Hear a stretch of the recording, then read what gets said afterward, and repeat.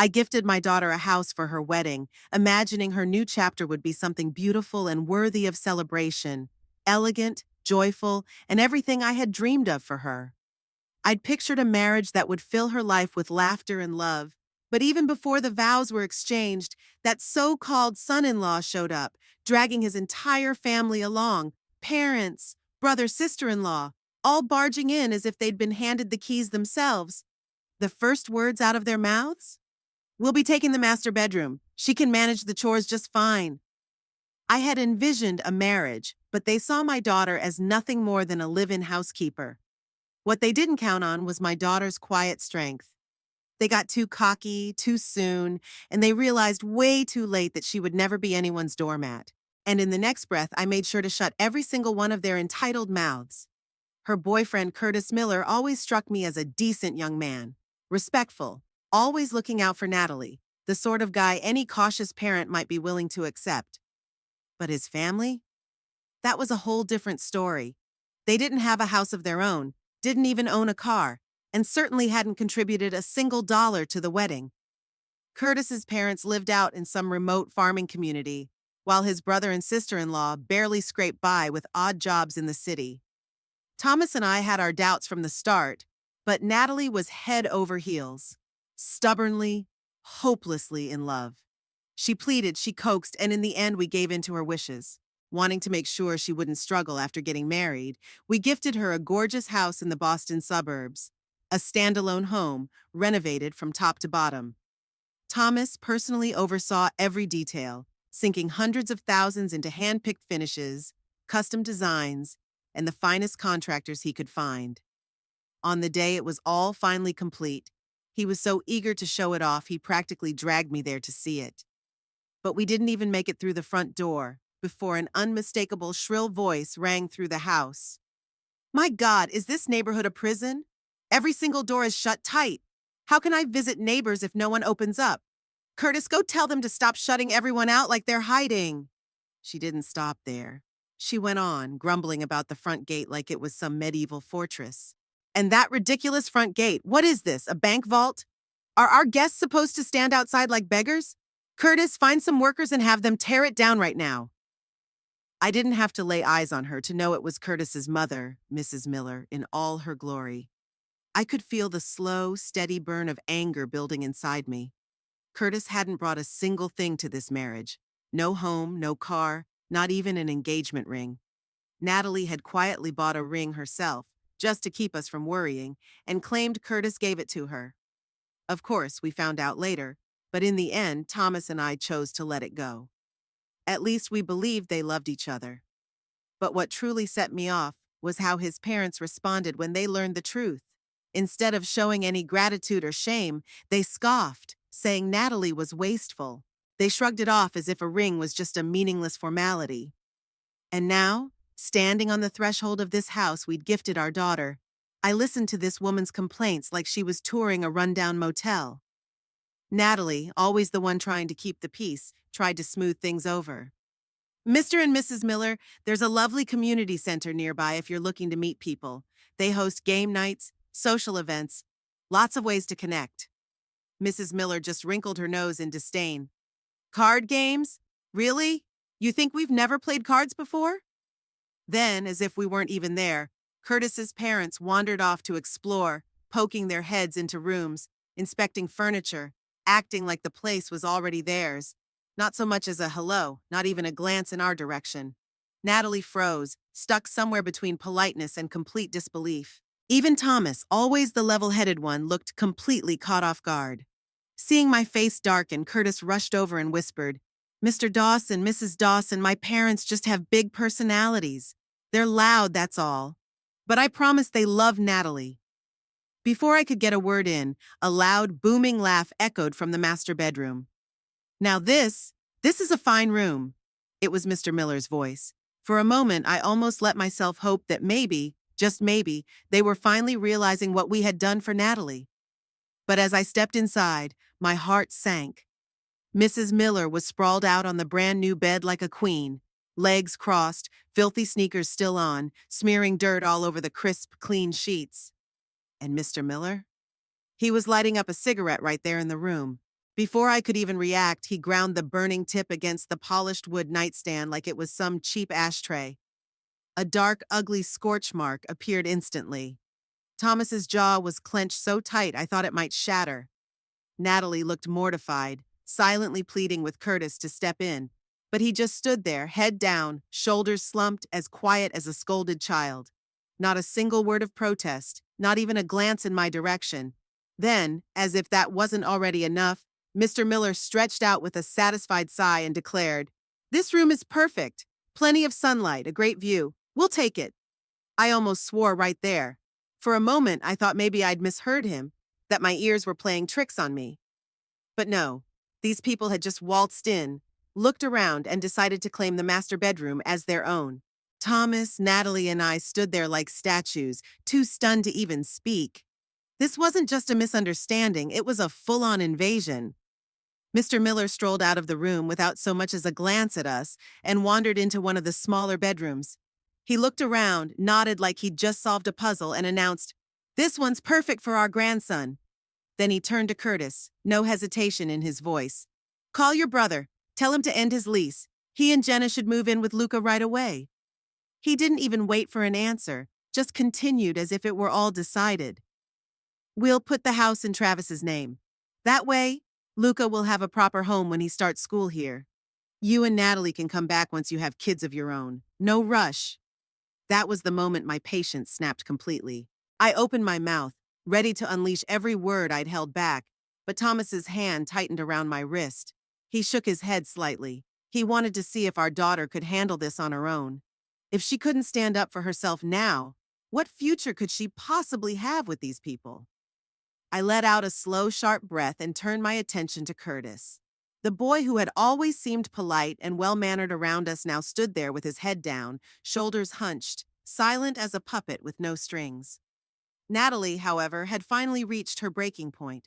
Her tone shifted, suddenly icy as she stared him down. "This house is a gift from my parents. It isn't some boarding house for your entire family. Don't you see how far you're pushing this?" The entire room fell into a tense hush. Mr. Miller's eyes hardened, a puff of smoke shooting sharply from his nostrils as he snapped back. "Your house?" His lip twisted into a smirk. "You really think this place is yours? It's my son's home, and that means it's our home too. And here you are, daring to talk back to your future father-in-law before you're even properly married? What, you think you're going to toss us out the second you get a ring on your finger?" He cast his gaze around the room, dismissing us with a sneer. "Travis is wasting his money every month on rent. This house is huge. Letting all that space go unused is just foolish. Why shouldn't they move in and make the most of it?" Mrs. Miller jumped right in, her voice taking on a piercing, judgmental tone. "I see what you're saying. It's your wedding house. But let's be real here. Isn't it kind of ridiculous? Two people living in a house this big?" She jabbed a finger toward the smaller bedroom. "What's the harm if Luca stays here? It's not like you have kids yet. Why let a perfectly good room sit empty when he could be using it?" Then, acting like she was being charitable rather than invasive, she added in a sickly sweet tone, "We're not trying to take advantage of you, honey. We're just here to help out, to make sure you're not alone. You should be thankful." And as she sensed our frozen expressions, she smirked and turned her full attention to Natalie. "Besides, you're about to be my daughter-in-law. It's your job to look after us. Cleaning, cooking, keeping us comfortable. Don't go thinking you can slack off just because you're the bride." My fingers balled up into tight fists. Natalie's hands trembled at her sides, her breathing sharp and ragged. But Mrs. Miller wasn't done. "Honestly, looking at you, I can tell you're not much of a housekeeper. You'd be better off having your father hire a maid to look after us." Natalie went rigid. Tears welled in her eyes, but instead of spilling over, they burned with fury. Then, with her voice like steel, she finally snapped, "If you want a house in the city, or if you want someone to take care of you, then pay for it yourselves. Stop expecting my parents to give you everything." A heavy, uncomfortable silence fell over the room. Mrs. Miller's face twisted with anger. "Curtis, do you hear how she's talking? This is the woman you're planning to marry, treating us like beggars. Since when did her family's money make them more important than ours? Doesn't she get that in marriage, everything's shared?" Curtis's face went pale and his voice rose in alarm. Natalie, you can't say things like that. You need to apologize to my parents. Natalie turned her gaze on him, her eyes like ice. Curtis, if that's how you feel, then take your parents and leave. My parents bought this house for me. Not for you, and certainly not for them. Curtis reached out, grabbing her wrist. Natalie, come on. You always blow things out of proportion and I let it slide. But can't you at least show some respect to my parents? She yanked her arm free, turning her back on him. Mrs. Miller let out a bitter, mocking laugh. You should be grateful to be marrying a man like Curtis. You think you're too good for us? Look at yourself. Spoiled, selfish, with no respect for others. Honestly, I don't think you're even worthy of my son. She turned her gaze to Curtis, her eyes blazing. Do you see this? She looks down on us just like all those city snobs do. Natalie stared her down, her voice calm and unwavering. We're not even married yet, and you're already trying to take what doesn't belong to you. That's not family. That's pure greed. Curtis wiped at the sweat gathering on his brow, his expression tight with tension. Natalie, that was way out of line. You need to apologize now. Mr. Miller took a slow step closer, letting smoke drift in our direction as he fixed Thomas and me with a cold, mocking stare. Thomas, let me ask, how did you raise this girl? She's got no respect, no humility. It's always my house, my house. It's tiring. He took another drag of his cigarette, blowing it out in a lazy, dismissive manner. You're not looking down on us country folk, are you? He gave me a lazy half smile that was anything but friendly. You know, Curtis didn't turn out polite and hardworking on his own. We had to be tough with him, had to teach him how to behave. That's why he's ready to build a future in the city. And your daughter? She'll learn to behave too. Curtis will make sure of it. Curtis stood next to him, silent and frozen. And then, almost too small to catch, he nodded. Just a flicker of movement, but I saw it. We all did. In that moment, something hardened in Natalie's eyes. Thomas stared at the Millers, stunned into complete silence. In all the years I'd known him, I'd never seen him look so rattled. I couldn't hold back anymore. My anger flooded over, and I let it out in a low, even voice. How we raise our daughter is none of your damn concern. And you, how dare you lecture us? I stepped forward, my voice cold and controlled. You didn't bring a single thing to this wedding. No house, no car, no help at all. And now you have the audacity to act like you own the place? I turned to Curtis, my voice sharp as a knife. Your son, what does he actually bring to the table? He depends on us for everything. So tell me, where exactly does he get the right to make demands? For a brief second, the Millers looked stunned, as if no one had ever dared to stand up to them. But then Mr. Miller's expression hardened, and he snapped, Enough! Done with your little speech? So what if we don't have money? Your daughter wasn't exactly hard to win over, was she? She practically threw herself at Curtis. His voice turned mocking, his smirk full of scorn. You think we don't know the real reason? She's past her prime. If she was really worth something, you wouldn't have to bribe a man to marry her with a house and gifts. Let's be honest. You knew she had no better options. Natalie stiffened, her hands balling into fists, her chest heaving with rapid breaths. I could see it in her eyes. She'd worried about this for years. She'd never flaunted her family's money, always careful not to make Curtis feel small. Every dinner, every date, she'd quietly paid and pretended it was nothing. And now they were twisting all that generosity into desperation. Natalie took a deep, shaky breath. Then her voice cut through the thick silence, clear and calm. Mom, Dad, I'm not marrying him.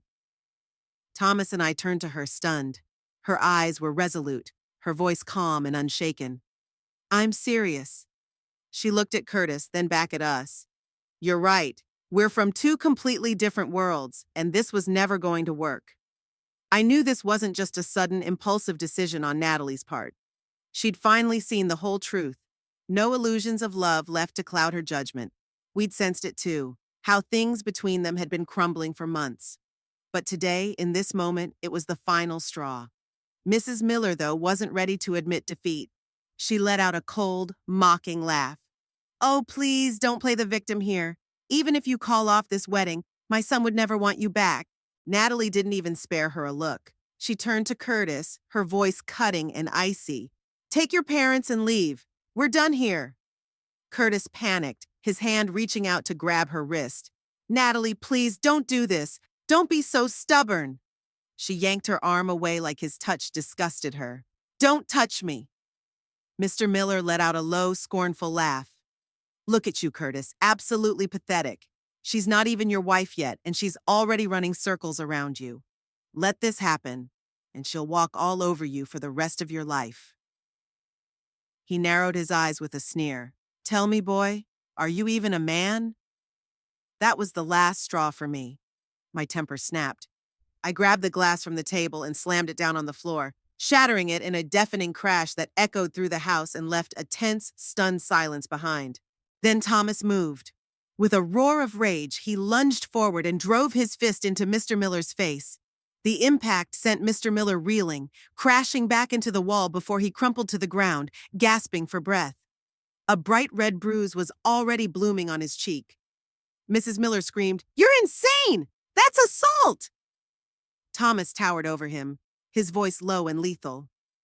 Say another word and you won't walk out of this house. Curtis stood frozen, ghostly pale, his mouth opening and closing without a sound. I stepped forward, and for the first time, I saw fear flicker across Curtis's face. His voice quivered. I only said that because she was being disrespectful to my parents. If she'd just apologized, we could forget this whole thing. Before he could finish, Thomas's hand cracked across Curtis's face, sending him sprawling to the floor with a loud slap. A red handprint bloomed across his cheek. You worthless coward, Thomas growled. That was for Natalie, for every vile word you let your family spew at her. Curtis scrambled backward, his breathing ragged and panicked, eyes darting around like a trapped animal. Mr. Miller, still dazed, tried to push himself up, but Thomas rounded on him again. Mr. Miller's face went white. You touch me again! I'm calling the police! You'll be in jail before nightfall! Thomas grabbed his collar and hauled him to his feet, his voice like steel. Shut up! Mr. Miller's feet flailed as he was lifted off the ground, one of his shoes falling off and skittering across the floor. Let me go, you maniac! Thomas leaned in, his voice so low it sent shivers down my spine. I finally see you for what you really are. Even if Natalie wanted to marry into your family, I'd never let it happen. Mr. Miller was shaking now, the last of his swagger gone. Thomas's grip tightened. My daughter is intelligent, capable, and beautiful. She doesn't need your son. In fact, she's too good for him. His voice dropped even lower, deadlier. You couldn't even pay for your own son's wedding. You didn't bring a single thing to this marriage. And the second you walked through that door, you showed us nothing but contempt. You tracked dirt into our home, smoked like it was your own personal bar, and acted like we owed you. So let me be clear. He shoved Mr. Miller back, letting him drop to the floor like a rag doll. We owe you nothing. Now get out of my house. Mr. Miller, trembling, nodded frantically. Thomas kicked his lost shoe toward him. Pick it up and go! Mr. Miller scrambled to his feet, snatching the shoe up as he bolted for the door. I crossed my arms, a smirk playing at my lips. Look at him. Can't even be bothered to help his wife and son. Mrs. Miller, still reeling, grabbed Curtis's arm and practically dragged him out of the house. At the doorway, she turned back, her voice shrill. You'll regret this. Curtis could have any woman he wants. Girls would line up for him. Your daughter will be left all alone. I took a single step forward, and she fled. They barreled down the steps, and suddenly one of them lost their footing. All three of them tumbled down the front stairs, limbs flailing in a chaotic mess. The loud thuds echoed in the quiet neighborhood. Thomas let out a weary sigh, shaking his head as he watched them groan in the driveway. Serves them right, he muttered. I thought that with Curtis gone, Natalie would finally be free of their toxic nonsense and able to move on. But I had clearly underestimated just how far that family would stoop. That evening, when Natalie came home from work, I could see the tension in her face. She didn't say anything at first. She just let out a long sigh as she set her bag down. I frowned. What's wrong? Without a word, she handed me her phone. He emailed me. Curtis. Even though she'd blocked him everywhere, calls, texts, social media, he had still found a way to worm his way back in.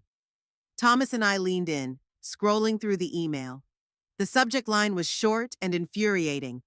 Natalie, now that we're over, it's only fair you pay me back what you owe. Thomas's eyebrows shot up. You borrowed money from him now? Natalie let out a hollow, humorless laugh. Look at the attachment. We opened it, and my blood pressure spiked. It was a spreadsheet, meticulously detailed, listing every single dollar he had ever spent on her throughout their relationship. Tuesday Starbucks, 2 coffees, $11.80. Valentine's Day flowers, $20. Uber rides last weekend, $14. Birthday gift card, $200. Dining out 12 times, split evenly, $885. Line after line, a cold transactional record of their entire year together, like he was billing her for a service. At the bottom in bold, total, $2,897.36. I'll be generous. Just send me $2,897 and we'll call it even. Thomas and I just stared at the screen in stunned silence. My hands clenched into fists, my face flushed with anger. This man had no shame. Did he think we didn't know the truth? Almost every dinner, every date, every trip, they'd been paid for by Natalie. Curtis had taken us out once, and it was to a cheap fast food joint. For his birthday, Natalie had splurged on the latest iPhone, spending over $1,200. For her birthday, all she got was a measly $200 gift card. And last year, when his father had that health scare, I was the one who gave them $1,500 at the hospital. And now he had the nerve to demand she pay him back? As if that wasn't enough, the email ended with a thinly veiled threat. If you don't pay, I'll have no choice but to show up at your workplace and settle this in person. Settle what exactly? This wasn't just absurd, it was downright pathetic. The instant the elevator doors slid open, I felt a heavy sense of unease. A small crowd had gathered near the lobby, whispering and pointing toward the entrance. The air was electric with tension, like they were witnessing some unexpected drama unfold. And right there at the center of it all, Curtis and his parents. Curtis himself looked small and ashamed, hunched over in a corner, his head lowered as if he wanted to disappear entirely. But his parents? They were putting on a show, shouting and demanding attention like they were leading some angry protest march. Mrs. Miller's voice sliced through the air, shrill and loud. Where's your supervisor? I want to speak with the manager. We're here for Natalie. She owes my son money and refuses to pay it back. The employees nearby exchanged confused glances, whispering in hushed tones. More people gathered around, drawn by the scene. And then, as Natalie and I stepped out of the elevator, the entire floor went dead silent. All eyes turned to us at once. Mrs. Miller spotted Natalie immediately. Her eyes lit up with venom, and she pointed at her like she was on trial. Listen up, everyone. This woman, your co-worker, spent a year dating my son. She took his money, enjoyed all the luxuries he paid for, and now that it's over, she thinks she can just walk away without paying him back. Tell me, is that right? The room filled with murmurs, louder this time. Is that really true? I thought she was from a wealthy family. Is her dad some big shot at Granite Group? Or was that all a lie? Natalie's face flushed red, her shoulders shaking ever so slightly. She'd never faced anything like this, publicly humiliated, treated like a petty thief.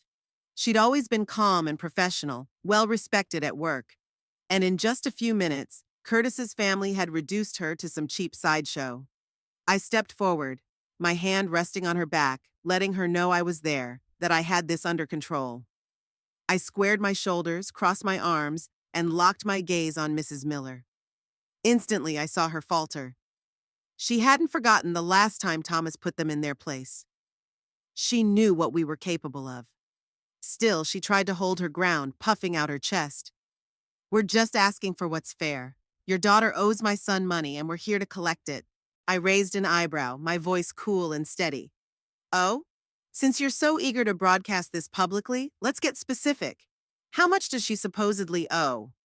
Mrs. Miller hesitated just for a moment, then jutted her chin forward. A lot, a whole lot. How much exactly? I pressed calmly.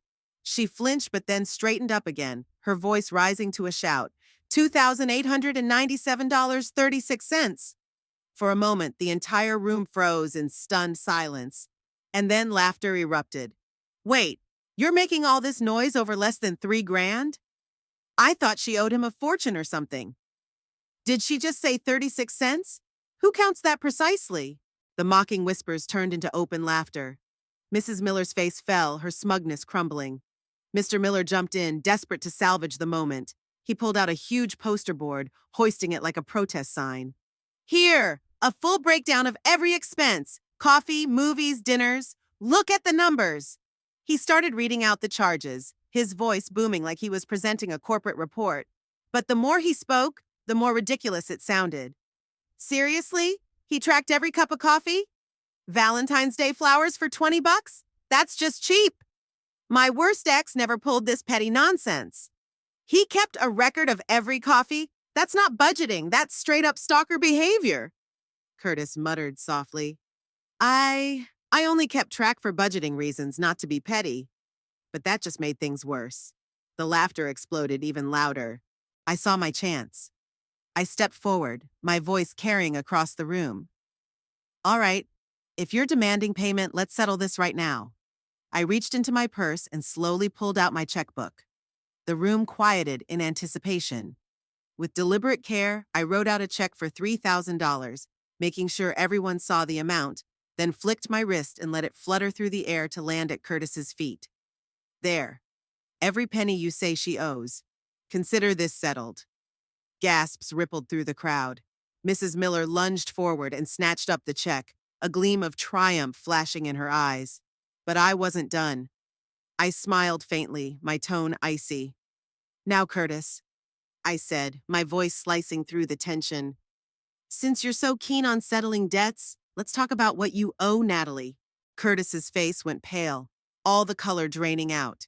He knew exactly what I was getting at, and so did everyone else. Mrs. Miller shrieked, her voice cracking with desperation. What money? Lies! Slander! I let out a cold chuckle. Let's be very clear, shall we? I met her gaze without blinking. For Curtis's birthday, my daughter bought him a brand new phone, $1,200.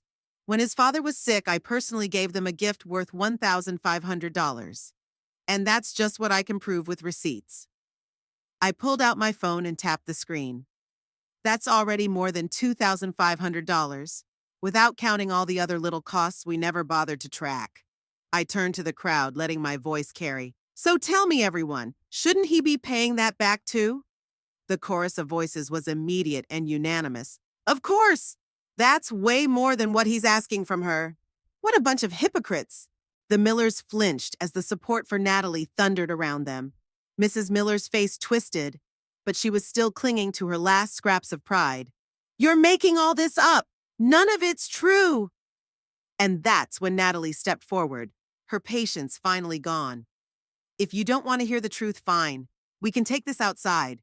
Her voice was cold and calm, unwavering. She locked her gaze onto Curtis. How about we go stand outside your office? Put this whole mess on display for your coworkers to see? What do you say, Curtis? The color drained from his face. His company was just a couple floors above us. There was no way he could dodge that kind of humiliation. Mrs. Miller let out a snarl. You ungrateful little... And then she lunged, her hand whipping up toward Natalie's face. But I was ready. I stepped forward, calm and steady, and put myself squarely between them.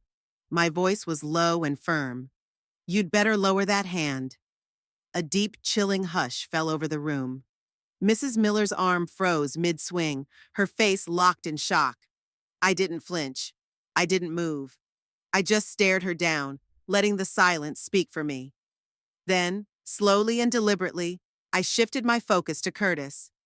You came here to cause a scene, but all you've done is destroy what little respect anyone had left for you. Curtis looked at the floor, silent and utterly defeated. I took a long, slow breath and turned my head slightly, not to the crowd, but to Natalie. My voice was soft, resolute. Let's go. We were taking this matter directly to his company's management, and we were going to handle it with quiet, steady resolve. No shouting, no threats, just clear and decisive action. Without another word, Natalie and I turned and walked toward the elevator. There was no need to look back. The damage had already been done. The supervisor arrived almost immediately, his polite but clearly puzzled expression taking in the scene, the small crowd, the tension in the air. Could someone please explain what's happening here? He asked. glancing between us and the gathering employees. I calmly handed over Curtis's own email, the one where he demanded money so boldly. I summarized the situation in a calm, even voice. "We're not here to fight," I said, my tone firm and unwavering. "We're simply here for a fair resolution." The supervisor scanned the email, his frown deepening as he listened to me finish. Before he could respond, one of his assistants leaned in and whispered something in his ear. Instantly, his eyes flickered with recognition. "Excuse me," he said, his demeanor shifting instantly. "Are you Mrs. Dawson from Granite and Company?" I nodded, a polite smile playing at my lips. "Yes, that's me." Immediately, he straightened up, his tone turning almost apologetic. "I'm truly sorry that this situation has gotten so out of hand. Our company takes professional conduct very seriously, and I'll be addressing Curtis's behavior with him directly." He turned to Curtis, his voice suddenly sharp. "Curtis, I am extremely disappointed in you. Keeping a ledger of personal expenses, demanding repayment after a breakup, and then bringing this public circus into another company's office? This is unacceptable." Curtis's face drained of all color. His mouth opened, searching for a defense. I I didn't think it would get this far. I was just..." The supervisor cut him off firmly. "You have not only embarrassed yourself, but you've damaged the reputation of this company. HR will be notified." Curtis shrank, shoulders slumping, hands wringing together as he gave a small, miserable nod. All the arrogance, the entitlement, gone. I offered the supervisor a small, sincere nod of thanks. It was over. I turned to Natalie, ready to leave. But just as we were about to step away, "Wait! This isn't over!" Mrs. Miller's sharp, grating voice cut through the room like a blade. I paused and slowly turned back to face her, my expression calm and unreadable. I didn't need to say a word. Everyone there could already see who had truly won. A few weeks passed after that, and life seemed to settle back into its normal rhythm. Natalie was easing back into her routine: work, meeting friends for coffee, unwinding at weekend yoga classes. She looked lighter somehow, free from the constant weight that had been hanging over her. Thomas and I had an unspoken rule. We didn't mention Curtis or anything that had happened. We didn't want to risk stirring up the hurt that was still healing. Natalie seemed to be doing well, at least on the surface. She made sure everything looked okay, until that one night. She came home carrying takeout, but something in her expression was different. While I set the table, I shot her a questioning look. "Was work all right today?" I asked, keeping my tone casual. She didn't answer at first, just handed me her phone wordlessly. He reached out again. The screen displayed a text from an unknown number, but the message was unmistakable. "Curtis, Natalie, I've been thinking a lot lately. I know I messed up. I shouldn't have listened to my parents, and I never should have taken my anger out on you. I have nothing now, but I want to start over. Will you give me another chance?" I let out a slow breath and looked up at her. "This is the third time," I said softly. She nodded, her voice almost a whisper. "I haven't answered."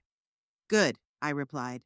"Silence is the clearest answer." She sighed, her shoulders slumping. I don't understand. Is he actually sorry, or does he just hate losing?" "Probably both," I said evenly. "But that's not yours to figure out anymore. His growth isn't your responsibility." She stared out the window, quiet. I could see it in her eyes. It wasn't love she missed.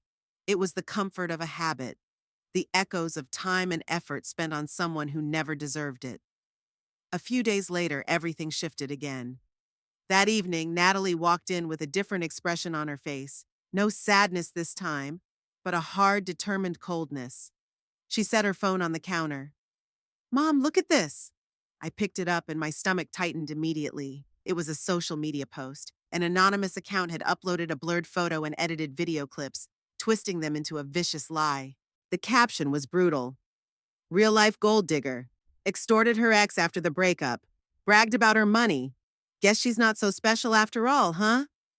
A slow, angry burn started in my chest. "We don't need to wonder who did this, do we?" She shook her head. "I can't trace the account, but look at the footage. He cropped himself out, but we both know it's him." I clenched my jaw. So this is what he's stooped to now. She let out a long, tired sigh. I just wanted to move on. Why won't he let me? I took her hand, squeezing it gently. Because he's not stuck on you. He's stuck on himself. He can't move forward, so he's trying to drag you back down with him. That very night, I reached out to an old college friend who's now a lawyer at a prominent firm. By the next morning, we'd sent out a formal demand to take down the defamatory content and requested that the poster's IP information be preserved for legal follow-up. We also filed a civil harassment report to make sure there was an official record of Curtis's actions. For a brief moment, it seemed like things were finally calming down, but Curtis wasn't done yet. A week later, Natalie received a package in the mail. Inside was a handwritten letter from Curtis. His words dripped with regret and nostalgia, filled with carefully chosen memories, like their first date, the way she used to smile, the nights she stayed up caring for his father. Each sentence felt like it was crafted to pull at her heartstrings. But then the final lines betrayed the truth. I can't stand the idea of you walking away forever. You know I have nothing left. You were my only light. If you don't come back, I don't know what I might do. This wasn't an apology. It was emotional blackmail. My expression hardened as I read those final words. Without a second thought, I called our lawyer and began the process of filing for a restraining order. That afternoon, Natalie and I went to the courthouse together. She sat down on a bench, gripping the letter so tightly her knuckles turned white. "Mom," she said softly, her voice strained and tired. "I know I'm doing the right thing, but why does it still feel so hard?" I placed my hand on her shoulder, steady and sure. "You're not just tired, you're healing, and healing takes time, but you're doing everything exactly right." She let out a long breath, then looked up at me, and for the first time I saw a quiet, steady strength in her eyes that left no room for doubt.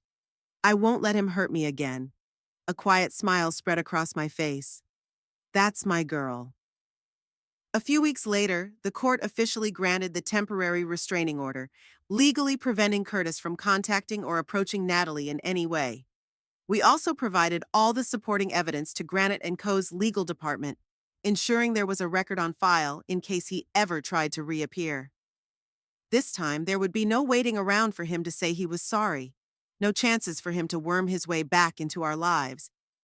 Natalie had finally broken free. She wasn't the same young woman who used to tiptoe around other people's feelings, who apologized and compromised at every turn, trying to fix someone who didn't want to be fixed. She had stepped fully into her own life, pushing past limits she'd once set for herself without even realizing it. She threw herself into her work, determined and focused. She didn't let old wounds hold her back. Instead, she took on multiple projects, showing everyone that she thrived under pressure. She knew what she wanted, and more importantly, what she no longer needed. Then came the regional business conference. Granite & Company chose her to represent them at one of the biggest industry networking events of the year. She stood there, tall and composed, delivering her presentation with total confidence. Executives, investors, and influential voices in the industry listened closely, nodding in agreement as she spoke. And by the end of the day, several corporate representatives from out of state approached her, handing over business cards and talking about future collaborations. That one event didn't just boost her confidence. It set her on a new path she hadn't dared to imagine before. At a casual networking luncheon after the conference, Natalie was introduced to Ethan Parker. Ethan was one of the co-founders of East Bay Capital, an MIT grad and part of a well-known San Francisco business family. But he didn't carry himself with the arrogance you might expect. He was thoughtful, articulate, and unpretentious. Their conversation was short. No forced small talk, no eager exchanges of contact info, just a natural chat before they moved on. But a week later, Natalie got a letter, handwritten. It wasn't some dramatic gesture, not a confession of feelings. It was a simple thank you note, acknowledging the power of her presentation and offering a few thoughtful comments on her business model. He'd also included a book on leadership and strategy that he thought might interest her. I glanced at the note and couldn't help but smirk. "Well," I said, "at least this one didn't send you an invoice after the first date." Natalie let out a small laugh but didn't respond. Still, there was something softer in her eyes, a quiet calm that hadn't been there before.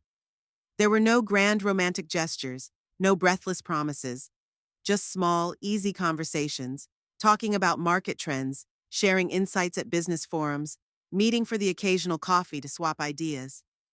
Until one evening when Ethan was driving her home. He pulled the car over to the side of the road, turned to her and said, "I don't know exactly how you feel about me, but I want you to know I like you. Not because of what you do, not because you're brilliant and independent, but because when I'm with you, I feel like life has so much more to offer." Natalie froze for a moment, caught off guard by his sincerity. Then, after a pause, she nodded. "I don't know what the future will look like," she said quietly, "but I'd like to find out." For the first time in her life, she entered a relationship with no fear, no pretenses, no hesitation.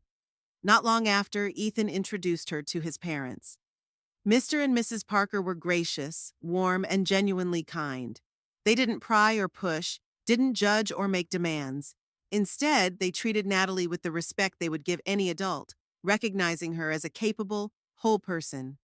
At dinner, Mrs. Parker personally prepared a dessert, smiling as she served it. "This is the first time Ethan has ever invited someone home," she said gently. "I wanted to make sure it was special." Later that evening, Ethan's father pulled Thomas aside, his tone soft but certain. "She's impressive, smart, poised, and she knows exactly who she is. We're glad Ethan found her." There was no sense of entitlement, no grasping for control, just an honest mutual respect that was everything Curtis's family had never shown. Natalie was finally in a place where she was safe, where she was seen and valued. But good news rarely stays in the shadows for long. One afternoon, a candid photo surfaced online. Natalie and Ethan at an industry event, his family name attached in the caption. The image spread quickly through business circles, and soon enough, Curtis found out. That evening, Natalie stepped out of her office to find Curtis standing there, waiting. His face was pale, twisted with anger and confusion. "So, this is it," he said, his voice low and tight. "You dumped me and went running straight to another man?" Natalie didn't flinch. She met his glare head on. "Curtis, walk away. You have no right to say anything to me." He took a step closer, eyes narrowing. "You planned this all along, didn't you? Were you with him while you were still with me?" Her voice turned to ice. "You need to stop. I have a restraining order against you. If you don't leave right now, I'll call the police." His face twitched, hands balling into fists. He looked like he was about to explode, until another presence stepped out of the parking lot shadows. Ethan emerged, calm and watchful, his posture easy, but his expression firm. He moved to stand beside Natalie, his tone quiet but unshakable. "I don't know who you are," he said evenly, "but if you take one more step, I'll call the police myself." Curtis blinked, startled. He hadn't seen Ethan arrive, and he clearly hadn't expected to be challenged. "Oh, so you're the new guy," he spat, his voice dripping with bitter sarcasm. "You think you're better than me?" Ethan didn't take the bait. "It doesn't matter who I am," he said, his tone even and calm. "What matters is that you understand she's no longer someone you can hurt." There was no need for shouting, no dramatic confrontation, just the simple weight of truth pressing down on Curtis like a stone. For a long moment, he just stood there looking at the two of them. Natalie standing strong and unafraid, Ethan a quiet, unshakable presence at her side. And in that moment, something inside Curtis finally broke. He understood. The woman he once mocked, belittled, and tried to control was now in a world he couldn't reach, surrounded by people who saw her worth and stood beside her. He didn't even deserve to stand in the same place anymore. As Natalie and Ethan walked away, Curtis stood frozen in place. His face was a storm of emotions, rage, regret, and the crushing finality of knowing it was truly over. But the world had already moved on, and Natalie didn't spare him another glance. Later that night, after dinner, Natalie and I took a slow walk along a narrow path that wound around the lake. Our steps were measured, steady, the gravel crunching softly underfoot. Behind us, the trees swayed in the evening breeze, their shadows dancing across the path. It was a place we'd visited so often when she was little. She loved hopping across the smooth stones by the water, sending my heart leaping every time she wobbled on the edge. I'd reach out, gripping the sleeve of her jacket to keep her steady. Now her steps were sure and balanced. Her gaze was steady, calm. "Do you remember how I used to run into the lake to find the prettiest stones?" she said suddenly, breaking the quiet. I smiled, warmth in my voice.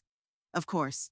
You always said each one was special, that you had to take them all home and wash them properly." She let out a soft laugh. "Back then, I thought every little thing in the world was worth keeping." She paused, thoughtful. "Now I know. Some things are meant to stay in your heart, not in your life." I turned to look at her. She was no longer the little girl who would panic when something went wrong. "Mom," she said again, her voice soft, "what do you think people spend their whole lives chasing?" I didn't answer right away. Instead, I watched the water, the fading light glimmering on gentle ripples. "I think it's different for everyone, but for me, it's peace." She tilted her head, curious. "Not happiness?" I shook my head slowly. "Happiness can be tricky. Sometimes it's just other people's expectations, or a moment that comes and goes. But peace, that's something you build for yourself. It doesn't come overnight, and no one else can give it to you." She was quiet for a long moment, letting the words settle. Then, in a voice as soft as the night air, she said, "I used to think I had to be loved by someone else to feel like I mattered. But now I think learning to love myself is what matters most." "That's enough." I nodded, my heart full. "That's more than enough."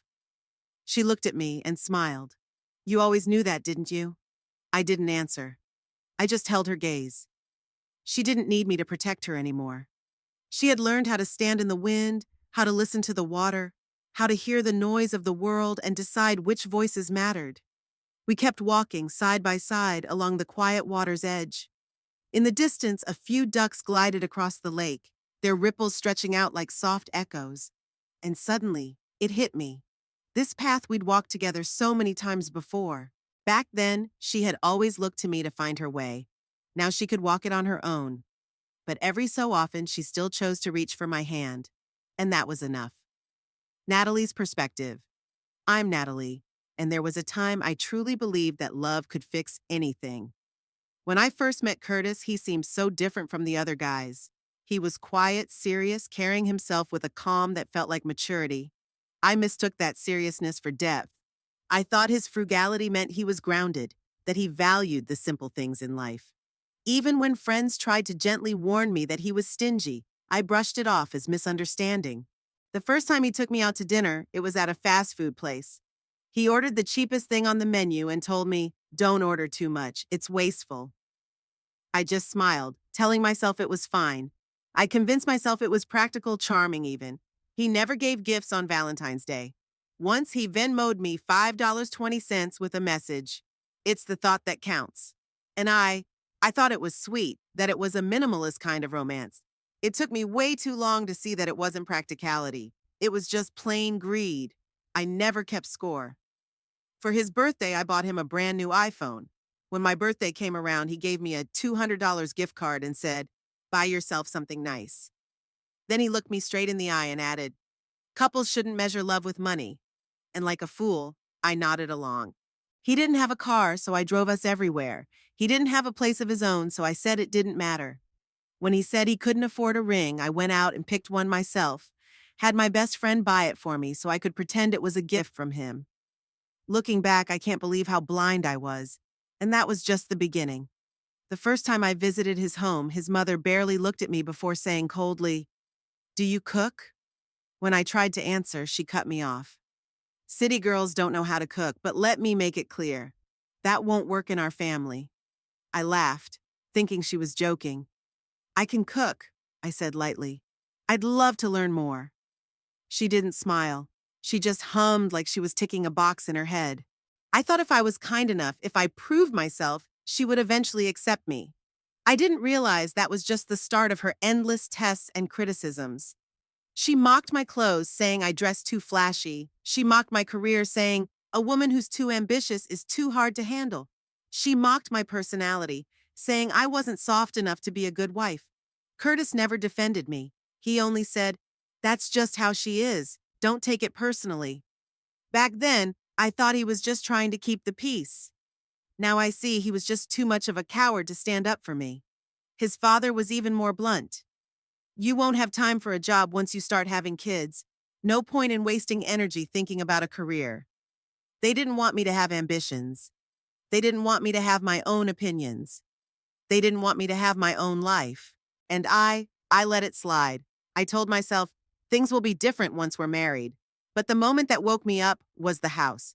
Curtis told me he couldn't afford a home, so I offered to let my parents buy us one as part of my dowry. He didn't hesitate. He smiled, ran straight to tell his parents, and that's when they showed me who they really were. His mother looked around the house and said without missing a beat, "We'll take the master bedroom. Luca will have the second room. Travis and his family will move in too." I tried to reason with them, to explain that this was supposed to be my home. She just laughed. "Your mother bought you a big house, that's lucky for you, but that doesn't mean you get to decide how it's used." And Curtis? He stood there silent. Later, when I confronted him, he pulled me aside and said softly, "She's just talking. Don't let it bother you." That's when it all clicked. I wasn't a bride. I wasn't even family. I was just a resource to them. Someone to pay, someone to provide, never someone to love. And the most absurd part? After we ended things, Curtis wasted no time spreading rumors about me at work. He called me cold, entitled, and materialistic, trying to tarnish my name. Then, as if that wasn't enough, he actually sent me an invoice, itemizing every cup of coffee, every meal, every Uber ride he'd ever paid for. He demanded I pay him back $3,000. I couldn't help it. I laughed, really, genuinely laughed. The same woman who had secretly bought her own engagement ring just to spare him embarrassment was now being painted as a gold digger. The irony was so rich I couldn't even be angry. So I paid him, every last dollar, not because I owed him a cent, but because I wanted to close that chapter once and for all, slam the door shut so hard it could never reopen. And after that, his life started to fall apart. He lost his job. His family's reputation took a nosedive. Every resume he sent out was met with a cold, indifferent silence. I heard that he looked like a shell of the man he once was, tired, empty, completely lost. I wouldn't know for sure, though. By then, I had stopped caring.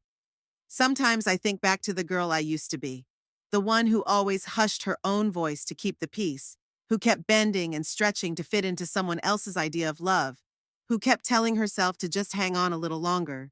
Yes, it hurts to remember her, but mostly I feel free. Because now I know. Real love isn't about one person endlessly making up for another's flaws. I was never his savior. I was never his family's financial safety net. I walked away and I lived better. As for him, he was consumed by the very greed and selfishness that drove him all along. This, this is my quietest, most dignified form of revenge. No screaming, no plotting, no hatred in my heart. Just living a life he can't touch or ruin. This time, I bow to no one. This time, I walk forward only for me.